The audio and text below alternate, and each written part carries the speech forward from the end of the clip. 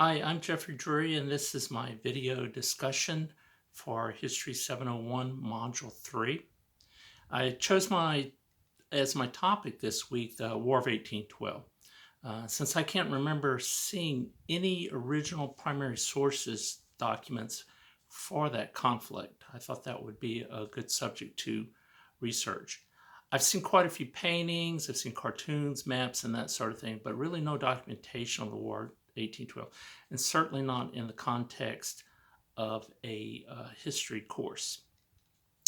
And I think students should always be encouraged to go to the primary sources and seek those out on a historical era or an event. And also, I wanted to continue with my theme of Louisiana history. And of course, the Battle of New Orleans took place in Chalmette, Louisiana, just outside New Orleans. And I wanted to give you a quote from the webpage of the Chalmette National Historical Park. On January 8, 1815, in a sugarcane field of Chalmette, American General Andrew Jackson's hastily assembled force of U.S. regulars, Choctaw Indians, pirates, and volunteers of every race, language, region, and social class from across Louisiana and the southeastern United States defeated the mighty British military.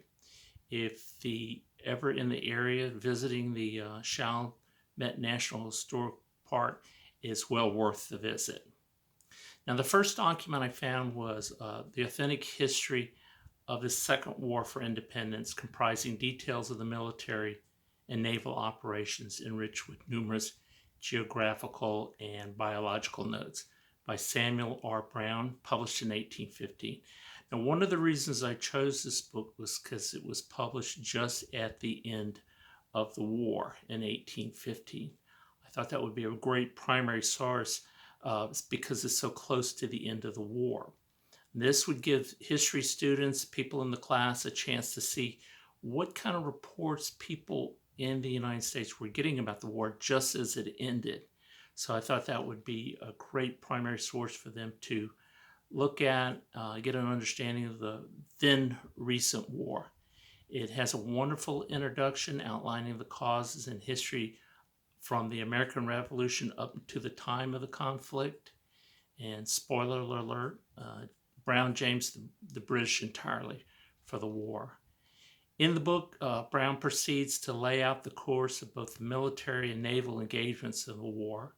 And I haven't cross-checked every account that Brown gives, but regardless, it's a wonderful source for the contemporary reader would be hearing about the conflict almost at the very end, certainly when the war was fresh in everyone's memory. The events would be very recent, and so it would be interesting for a history student or a student taking a history class to look at this and see what the people of the time were being told about the conflict. And I want to make another point.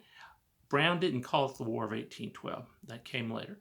But he refers to it as the Second War of Independence, which some historians hold that it was a Second War of Independence for the United States. The second source I looked at was the history of the war between the United States and Great Britain, which commenced in June 1812 and closed in February 18. That's part of the title, by J. Russell, published also very close to the end of the war in 1815, and it would be almost on-the-spot reporting for the time.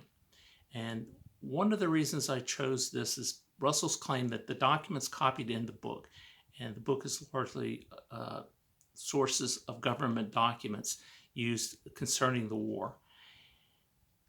Even if all of these documents aren't proved to be genuine government documents, I think it would, again, be interesting for scholars of the period, the history student, to take a look at this, see what the people were being told about the war, what kind of documents that were being generated.